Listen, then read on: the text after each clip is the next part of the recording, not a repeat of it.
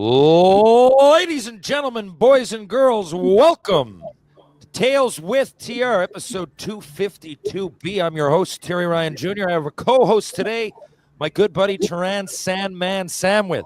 And joining us, the former Hobima Hawk, Victoria Cougar, Tri-City American, Portland Winterhawk, Roanoke Rebel, Louisville Ice Hawk, Wheeling Thunderbird, Cape Breton Oiler, Atlanta Knight, Worcester Ice Cat, Providence Bruin, Hartford Wolfpack, Springfield Falcon, Utah Grizzly, Wilkes-Barre Scranton Penguin, Grand Rapids Griffin, Austin Icebat, Binghamton Senator, Atlanta Fire Ant, Boston Bruin, and New York Ranger. He's also a Calder Cup champ, OHL champ, AHL second All-Star team member. Folks, if you fist fight Bob Probert, he'll likely hurt you. Just ask our next guest.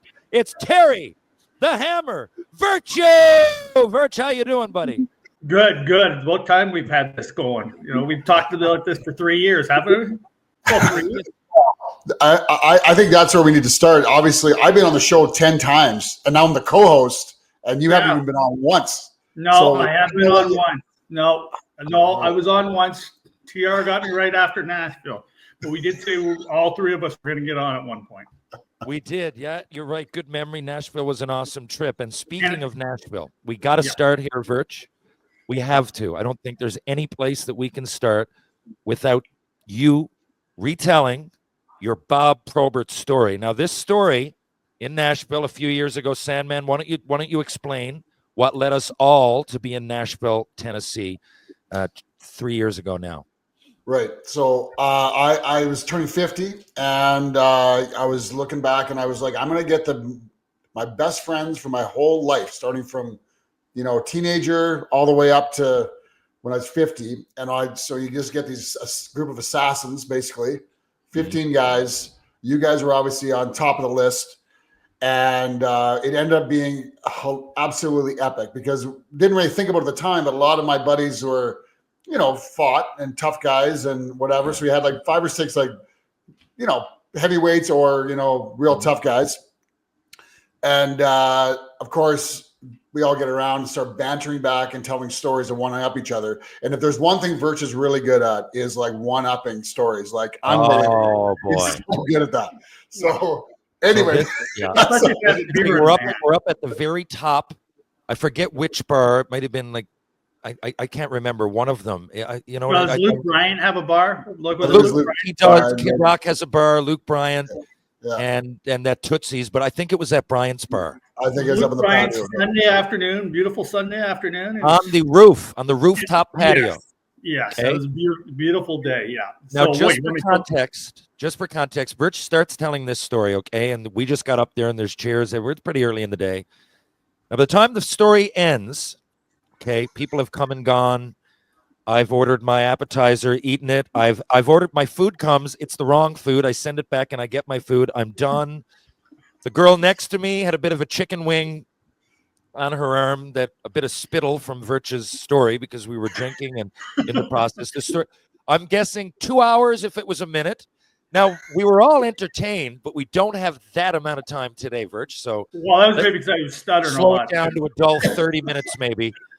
And we'll go from there. Yeah, you're drinking for 72 hours straight, so you're stuttering a little bit more than normal. Like we were all a little bit, yeah. Oh yeah, it was the best telling of any story I've ever heard. Yeah, so maybe that's what prolonged it that long. I'm not stuttering now, so it's good.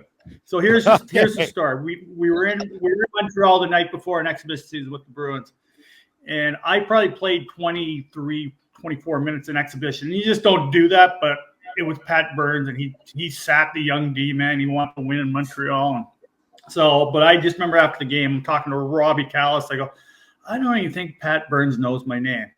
It's like I had no idea who I was. He just put me out on the ice. But the whole story was I signed with the Bruins late, and they knew I'd fight whoever. It was Peter Laviolette got him to bring me in because he wanted me for Providence, and said this guy will compete and fight anybody.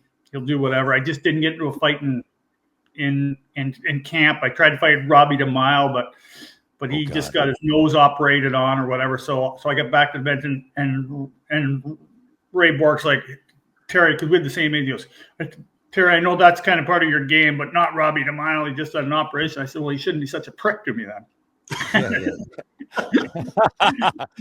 And Ray Bork just kind of laughed, did whatever. Yeah, he goes, it's not Robbie. So that was Montreal. And then the next day we were in Chicago. And, we're in the middle of the game. Hal Gill's my partner. He kind of goes off the ice, 30 seconds into the shift, like you normally do. But I get stuck out there.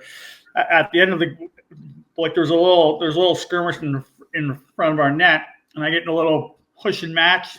I don't even recognize who it is. I don't see who it is. So I skate to the bench just to finish the line change. And Pat Burns comes running down the bench.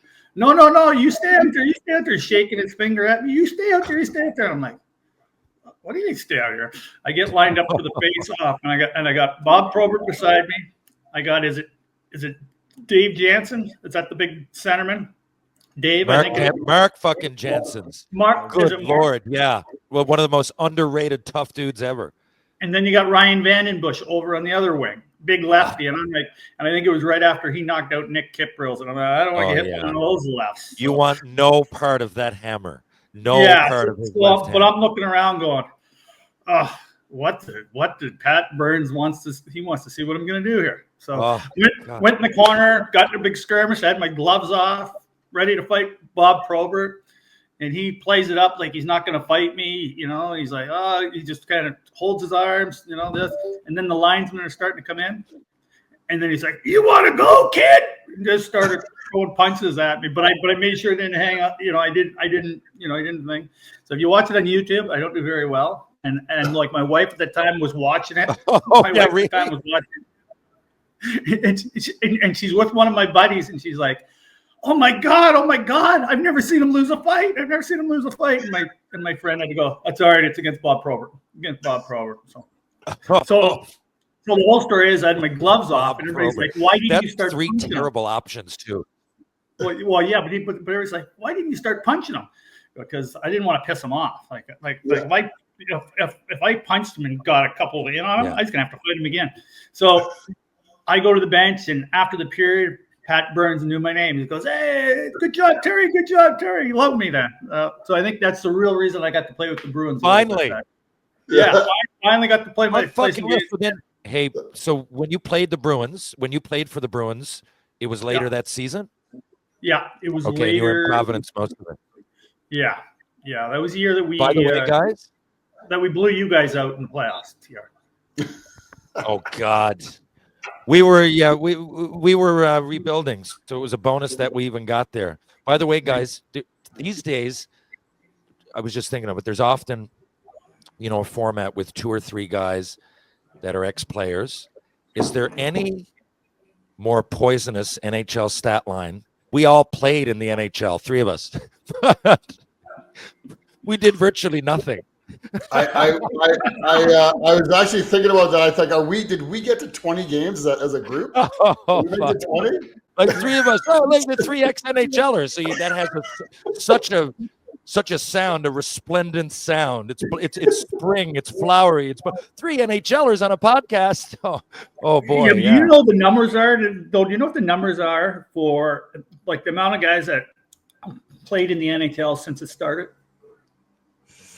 I heard this number. It's like way lower than you think. What is the number? TR, what do you think? Okay, I don't know, but I'm going to do a quick math. If there's right nowadays, there's 600 or 700, I guess, in the NHL each season, but they overlap. There's only so many new ones. How many new ones right now each year? I'm going to guess 50 to 100. You got to go back 100 something years. Jesus Christ! Yeah, it would have 30,000 would have jumped into my head, but it's not. 4,000, 5,000. You're closer by 4. It's in the 3,000s. Yeah. Wow. Of anybody that ever put on skates. Ever. I saw the alumni bring something out like that. They were talking about it. So yeah. Birch. Well, it's like we talk about it all the time, right? Like Terry and I talk about this all the time because he was a 1st-round pick. I was a 2nd-round pick. No big deal. No big deal, guys. Virch never got drafted. But we're talking about that. We're talking about how we thought we were failures because we didn't really only play a certain amount of games in NHL. But then when you like sit back and get older, you're like, yeah, that's pretty good. You played one game, right? You know, but it's all perspective on where you're comparing yourself to like other guys in the NHL, right? You're not comparing yourself to like the whole population kind of thing. So anyway, well, my perspective just changed. Pat ourselves in the back, boys. Big pat ourselves in the back. Look at us. Well, I got a story. The other day I was at a restaurant bar sitting there and met this guy from Michigan. Told him I played a little bit in Grand Rapids. That older guy Googled me. Next day I went back to the same restaurant. He's there and he looked and goes, "You had a really good career." He goes, "I wasn't trying to creep you up," but he goes, "You had a really good career." And I'm like, "Yeah, I guess I did." So even like outsiders, even though like, you only played a handful of games in the NHL, they understand how much it was. And it's like, man, you had a really good career. So I said, I got. Well, Virch, like the one thing too about Virch, I brag about Virch all the time because, like, I was with Virch when we were 15 and 17 playing junior. Like that's how far we go back. And like Virch was one of those guys, like a late bloomer, a guy that was on the radar of anybody. So he literally had to work his fucking ass off to get to where he was, and then he's a fucking legend in the American League. Like he's got fucking 2 Calder Cups and like how many games you play in the American League? 1,000 games or what? Almost 1,000. Almost 1,000. 989. And a lot of stories too.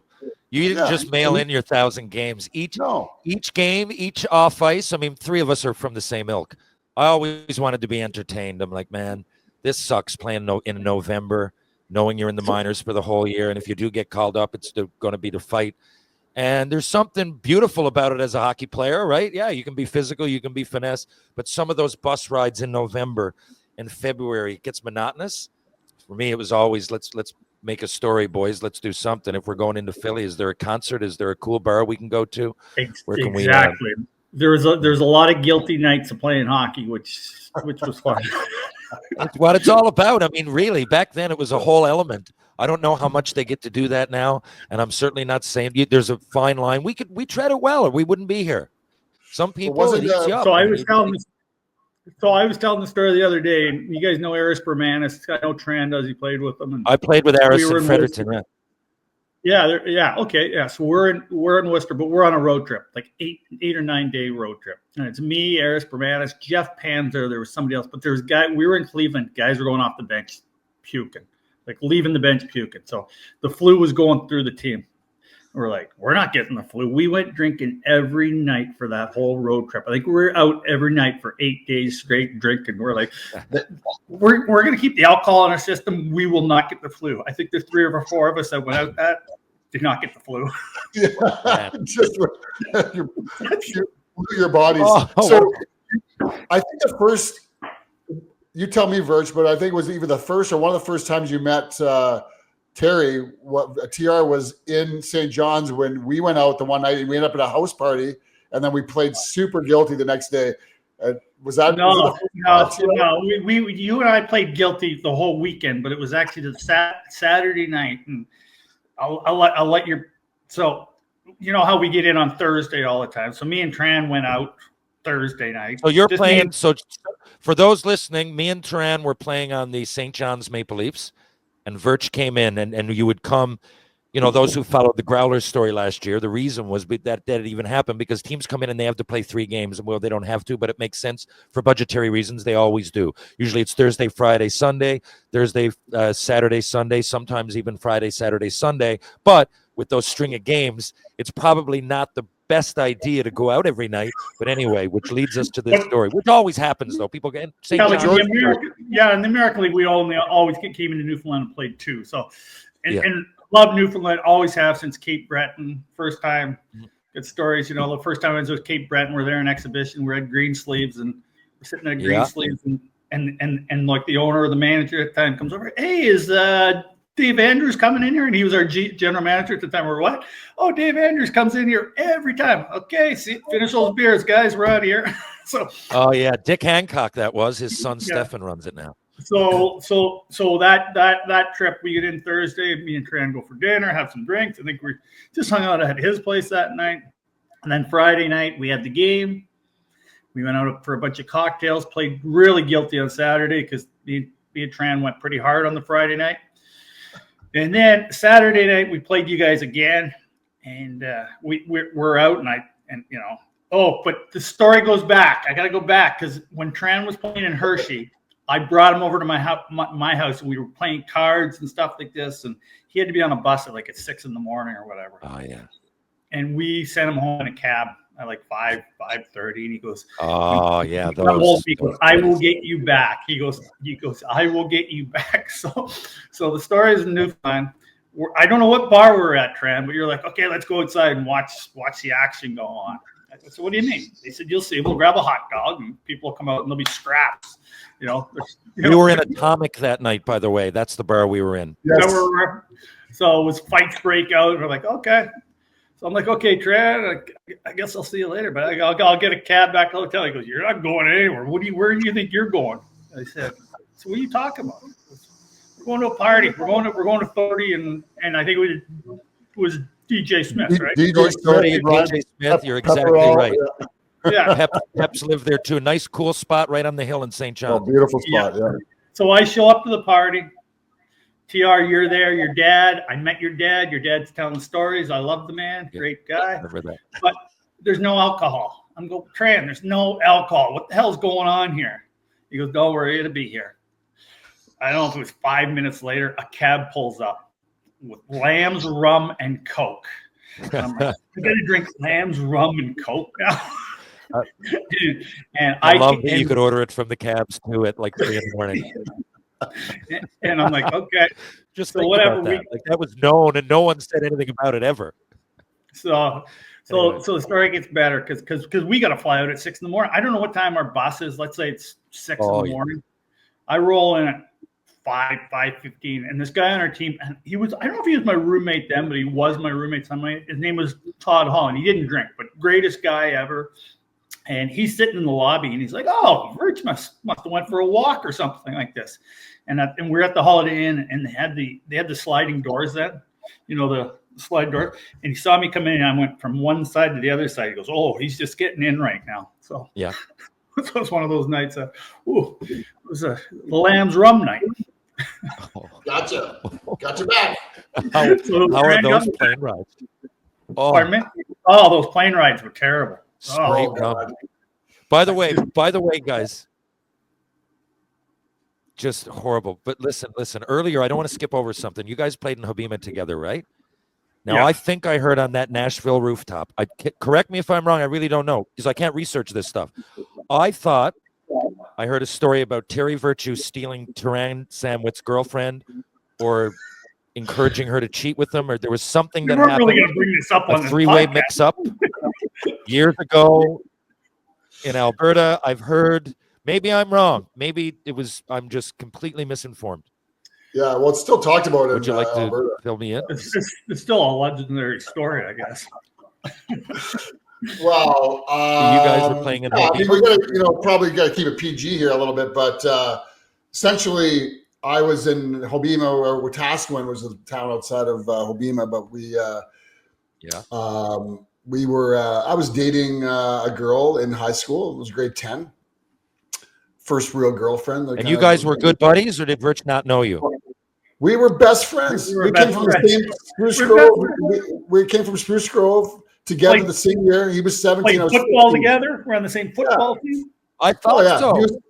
He was kind of like my. He was kind of like my mentor. He was kind of like I kind of looked out, kind of took care of me. A couple years older. The kid. Made sure he lived with the right like family. If he's ripping your girlfriend. Well, that's what made it so. That's what hurted me so much about it when it happened. I was immature back then. I was immature back then. So Virch hurt Sam Mann's feelings. Okay, so that happened. Did you stay with her? Did no, you? No, he wasn't even dating her. They were on a breakup. They broke up. Virch, what do you think Sam Mann's worst attribute as a hockey player is? Worst attribute? I don't know. Smooth hands.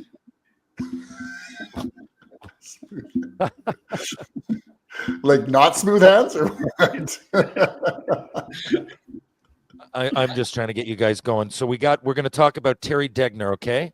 Give me one thing. So our buddy Terry Degner, who's a big-time scorer, he's one of the only ex-Americans, when you guys bring us all together, I can identify with, because he had 50 goals. I don't know if it's hard for you guys to understand what that's like. But let's just say it feels good. So I will say Deggs is a great scorer. And, I don't know much negative, but maybe he wears funky boots. Now, you tell me, give me Deggs' best attribute and worst attribute. Well, best was his, he was a hell of a passer, eh? Yeah. But he was soft. He was kind of soft. He was soft. And he skated like he had cinder blocks on his feet. Yeah. Oh, wow. Yeah. Did he really? So he wasn't diminutive and like a bullet. He was hockey IQ. Pastor, looked like a bit of a nerd out there. Yeah, but and he wasn't going to get his nose. He wasn't going to get his nose hurt. Wasn't going to get into the middle of things. No, a bit of a prima donna. And that's tough for a Western League guy. And he always had the one thing that he was good though. He had his billets were the best billets. They always had beer in the fridge and they had the hot tub going all the time. And that's what they lived on the golf course there. And you bring quarters over, and it was 25 cents a beer in the little pop machine. And you played ping pong. For those that don't know, I mean, we all played on the Tri-City Americans, but where these guys are a decade and a half or so older than they were way ahead of. No, but I came in and you guys were just leaving is the reality of it. So, my experience in Tri-City, we never went to the bar one time. Now, I'm not saying we didn't go to house parties, and I went to Kamaikan High School, and we did, but it was like I went over to Red Deer my last year, and it was completely different. It was like a bar culture, 18 to get in, so they pretty much let everybody in.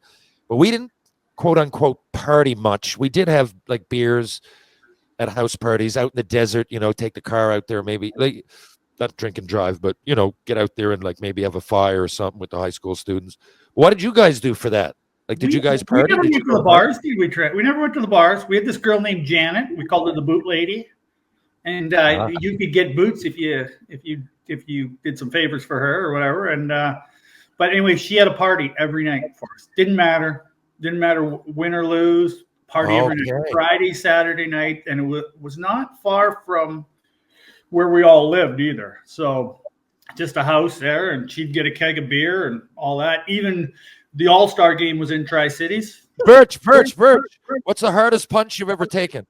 Is it Hartman? And this isn't to be sarcastic. I'm really curious. You fought a lot of tough guys. It was Hartman. The little guy from Buffalo. What was it? Hart? And then I played him in Hershey.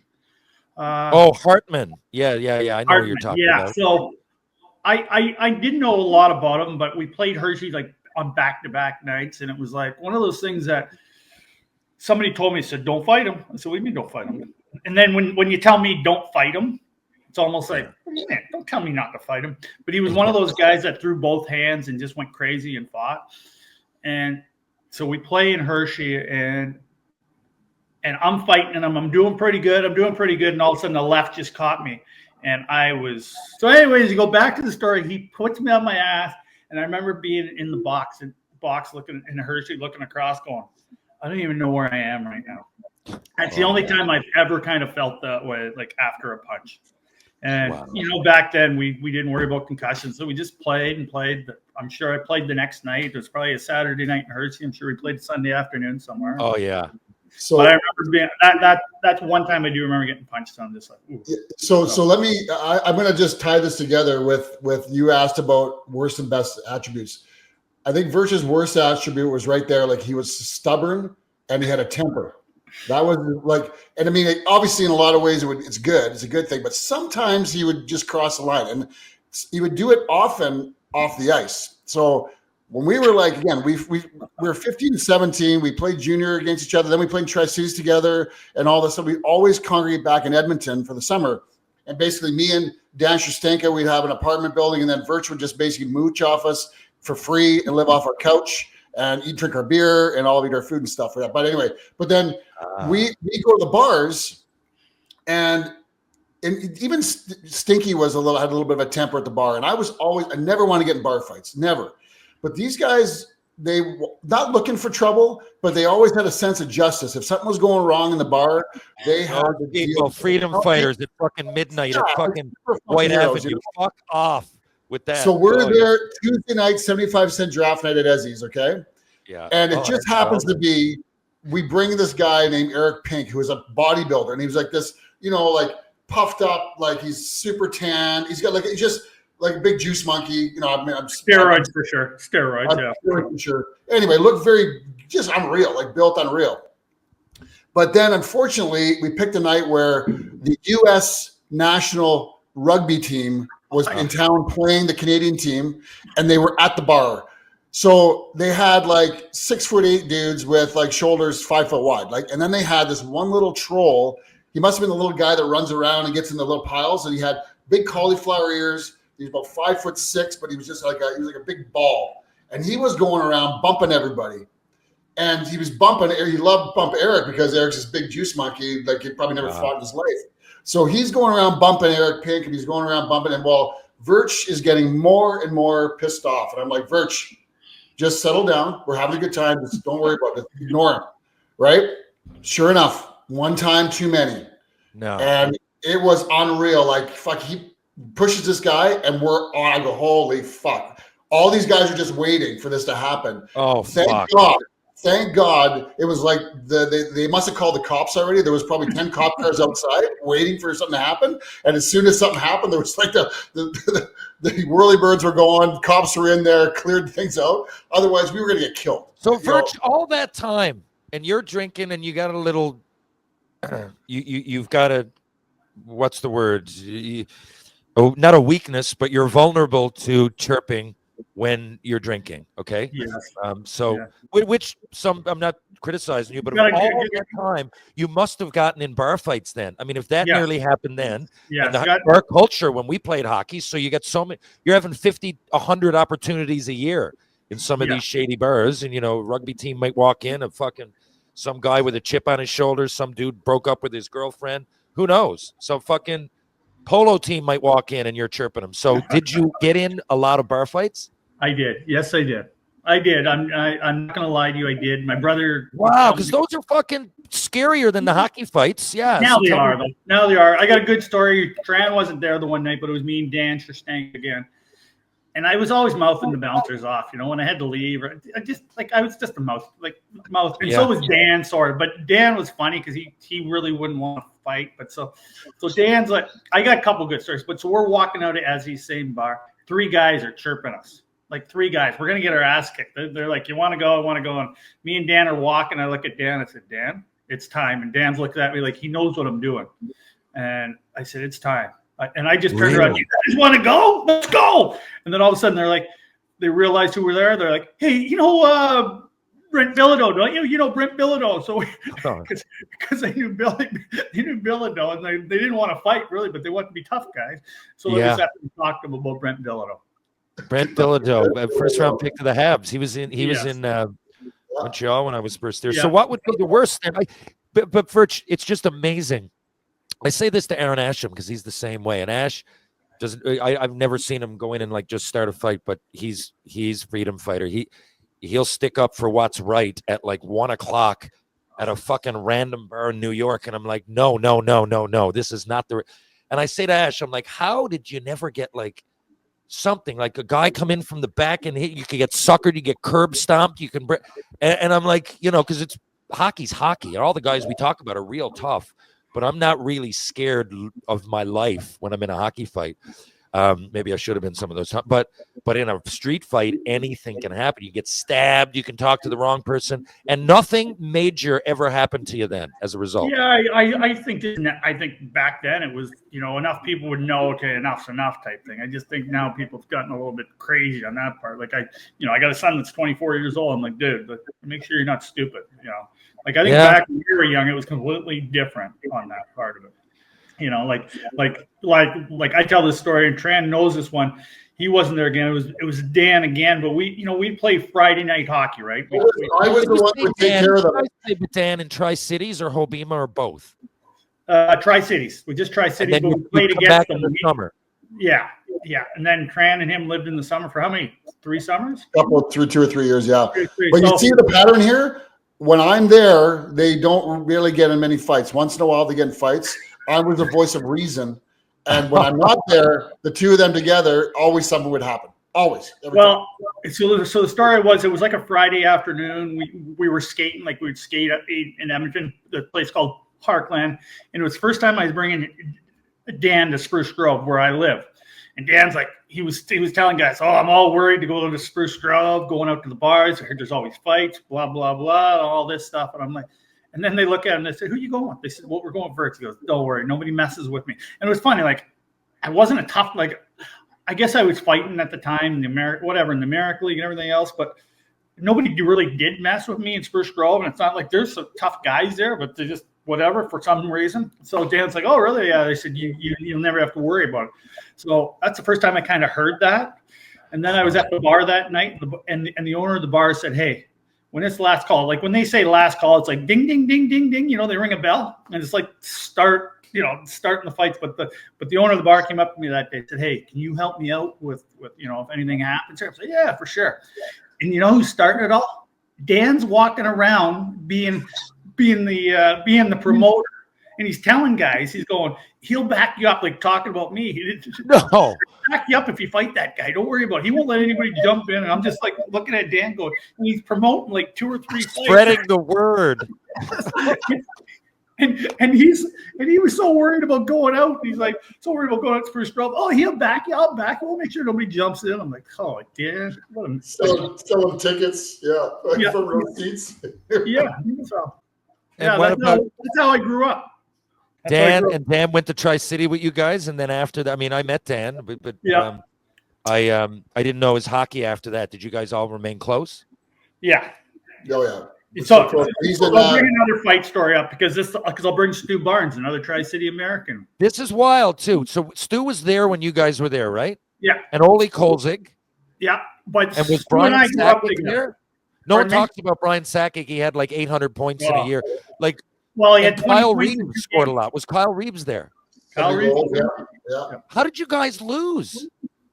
I mean, you had Kamloops had Daryl Sadar, all these other guys. Ryan Whitney and Ray Whitney and Pat Travis Green. Travis Green, yeah. There My was buddy a lot of Mark Wolf played on that Spokane team. Wolfie had like 60 goals. Yeah. Wow. Yeah. I mean, it was a great league. That's why I went out there, to be honest, when I was 14, because there was so much success. Kamloops stayed good. Sador left, and fucking like Strudwick came in, and Brad Lukowicz, Jason Holland, and Nolan Baumgartner, Tucker Aginla, Doan, Dominic Kelly, Nash. So, I mean, they obviously had something going on right back then. But yeah, you guys had a squad, though, man. And Tri-City would have just started. So it must have been, like, I remember when I was there, it was different than Red Deer. Red Deer, they're very knowledgeable fans. Not that they're not. Tri-City, they were definitely more vibrant and colorful. And they would cheer for, like, offsides. And they used to love the 3-star celebration. Everybody would stay. And, things that you're like, oh, I guess the game's new. So you guys were vibing off. You were like the first teams there ever. What was that like in Tri-Cities? I mean, I'm guessing it was fucking electric. Well, Virch came the second year, right, Virch? Because second year, yeah. So I was there halfway through the first year, and you're right. Like, it was nuts because it was a complete novelty to them. Obviously, they don't have any professional sports teams or whatever, and they had this brand new arena, and we were like superstars. Like they'd sell it every game. Like, I mean, you go into high school and you're treated like you're just a movie star. Like, it's just unreal. Now, by the time you got there, the novelty had worn off. We'd already, Well, it didn't wear off that much. I mean, it wasn't like that. Rink in the middle of the desert. Now they have minor hockey, but we average 4,000 to 5,000. Like, and I loved it. I like this story. We were going to a party. Stu and I was in his car. He had his brand new GT. What was it? Trans Am GTA or whatever they were. Yeah, he got his $75,000 signing bonus, and he just blew it. No, maybe $200,000 he got, maybe. Yeah, he's speeding to the party. We get pulled over right by the park, by Columbia Park. The cop grabs his license, comes back, and calls him Mr. Barnes. Sorry, Mr. Barnes, I shouldn't have pulled you over. Oh, really? Yeah. This is a cop call, and Stu had to be 18 or 19 at the time. Oh, here, Mr. Barnes, can you just please slow down? Kept calling him Mr. Barnes, and I'm just like, where are we? And we used to go to restaurants, and we'd be sitting there, and people would just buy our food, and we'd just be like, what? Who bought our food? Oh, they just bought your food over across there. We're like, huh. And Sylvia was there with you guys. Sylvia bought me like 5 suits. The older lady, she used to come to every single game. And Lance Leslie, was he there when you guys were there? Okay. Anyway, did anybody ever ask? So, Virch, 2 years ago, maybe 3 now, I guess, Sandman and I are in Newfoundland, and Ron Toigo phones. So Ron Toigo was the owner of Tri-City that started all of this, that got me out west, that definitely had something to do with your guys' lives. I don't know when he intersected, but he owned Tri-Cities at the point. So you must know what I'm talking about. Or Virch. So he comes over to Newfoundland, and we're like, why? He goes, come out and meet him. Great. We met him at Merchant Tavern. He picked up the bill and everything, just like I didn't skip a beat, man. The last time I saw him was 20-odd years ago. And anyway, I'm like, so what are you doing? And he said, I'm going out to see the Titanic tomorrow. And it was 2 weeks before that sub that went down submerged. He went on the same one. He went down, and he sent me pictures of outside the Titanic. He comes back up. We see him off, and within 2 weeks, that blew up. The thing, it blew up. Crazy. One thing I've never, it was fucking wild, man. One thing I've never asked him. Why do you guys know why when you first went there? I played, it was the Tri-City Americans, obviously, with red, white, and blue. Why was it black, yellow, and white? The Tri-City Americans. Here they come.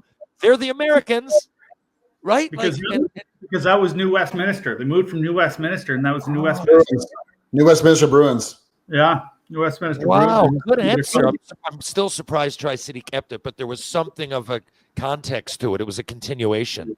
Yeah. And realistically, the stupid things we had on the front, like the 3 stars and whatever it was. What was it? It was like 3 sticks with stars on top of them. I don't know.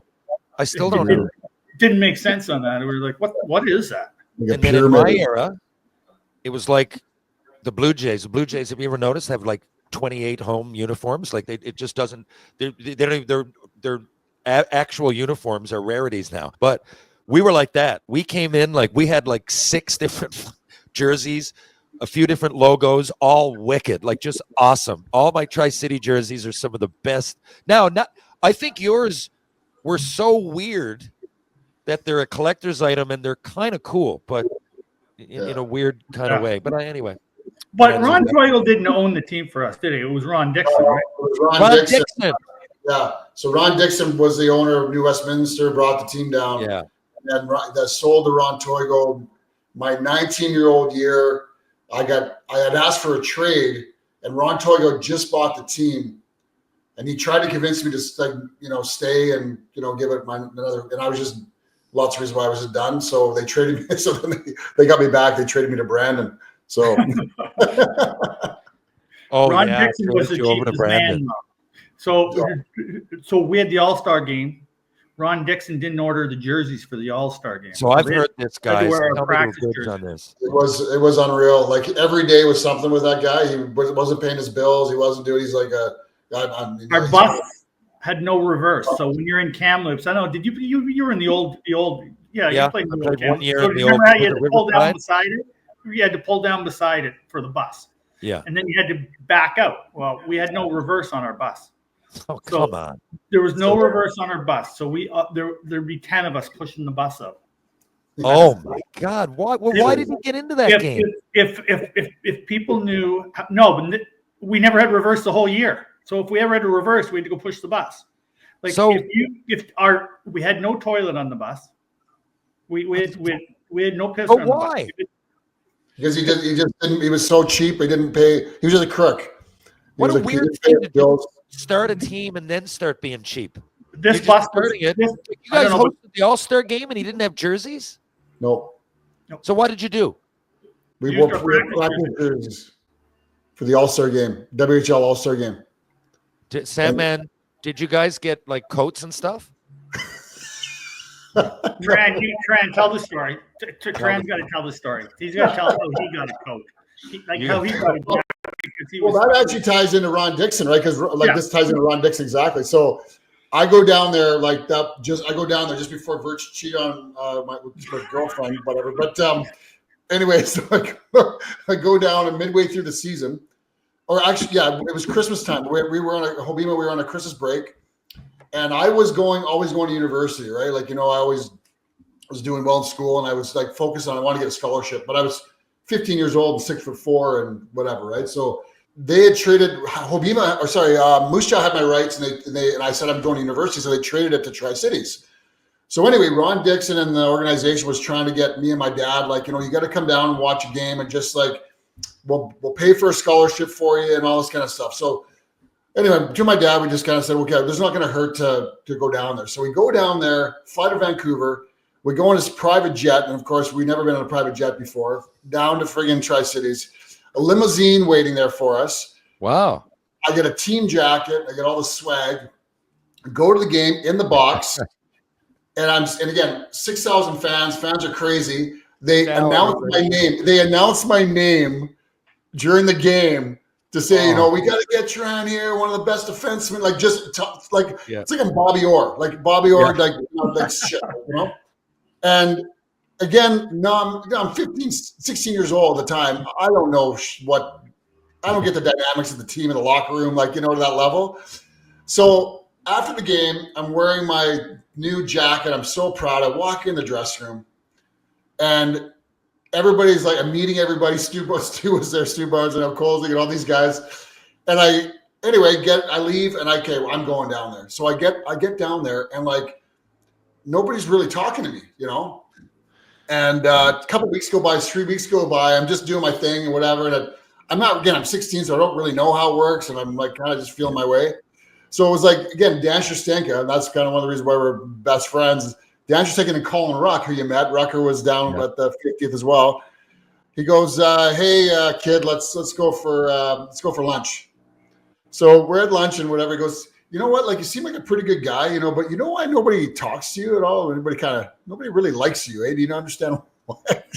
Because we never had a team jacket, and you roll in and you get your name in fans, you get a team jacket, you get everything. You're like the golden child, and I had no idea. So the story is he got a team jacket and nobody else did on the team. So that's nobody did. Nobody had a team jacket except me. Yeah, the old gold and black guy. I don't even know where it is. I should have kept it. It wasn't even a team jacket. It was a Terran jacket. So weird. Fuck, Sam, man. I wish you got that. Do you have that somewhere? I wish to, man. I can picture it, but I don't think I have it anywhere. Okay, we got to wind up soon. Give me one word to describe your buddy Jeff Couch. Redhead. Tall golfer. That's two, but tall. One word to sum up your buddy Dan Shostenka. Cheese ball. No, that's Gags too. Cheesy. cheesy cheese ball. I'm going to go with cheesy cheese ball. Sam, man? Yeah, just that's another, just ass kisser. That's two words. Yes. Oh, yeah. One word to sum up Terry Degner. Sneaky. Just, oh yeah. Greasy. I don't know what you guys do, but you guys. No, that's not greasy. What's the word when you're very, very like Tran kind of said sneaky. I'm trying to think of that. That's how he is. He's very dumb like a fox. Yeah, he's got stuff going on in the background. You don't know exactly what's going on. I got to watch talking bad about him because he is trying to help me do with my business right now. So I said one word. It could have been happy. It could have been unicorn. It could have been whatever. You're the ones that are amazing. Good point. Generous. Earlier, I was getting you going with the negative attributes, fucking around, but I said one word. Could have been radiant. Yes. Your buddy Marshall Cronowit, is it? One word. Oh, Cronowit. Oh, two. Active. He's an active guy. God, man, I can't think of one word to describe that guy. Interesting. A jogger. Anybody that goes jogging, when we're in Nashville, how many miles did he go a day? I don't get it. Yeah, I want to say, and he'll know this. I want to say idiot, but the only reason why is because he just I can't believe he trains for marathon, triathlons. He's 50 years old and he's in ridiculous shape. And he just pounds hours in on the bike and running. And I just go, what is wrong with you? Well, I was going to say addictive. I like how you see that as a negative thing. Yeah. It's just, but you could do it. It just, I'm thinking about efficiency of time.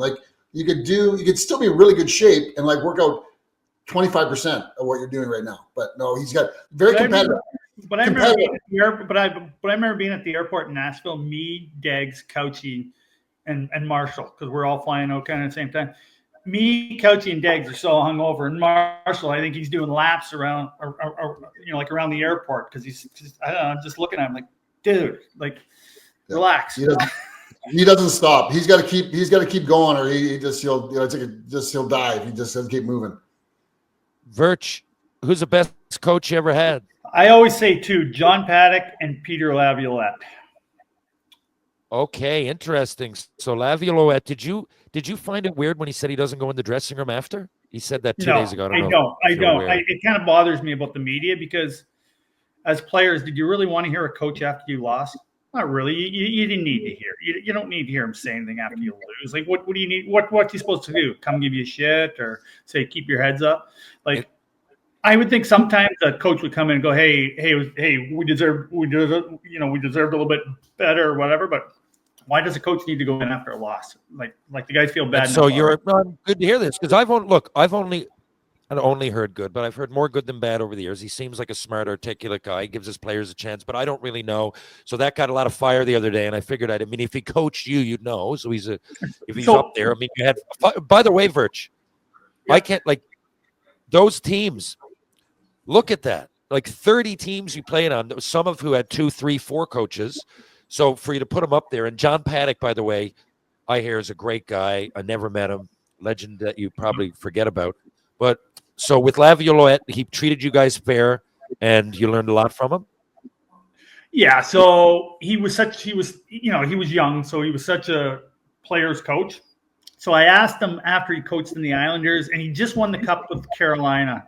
And I went to a coaching seminar, and he was there, and I asked him, I said, what, have you changed since you coached me? And he goes, I did once when I was with the Islanders. I thought I had to be a hard ass, because it was Mike Milbury was the GM then. Yeah. He thought he had to be a hard ass because Mike was a hard ass.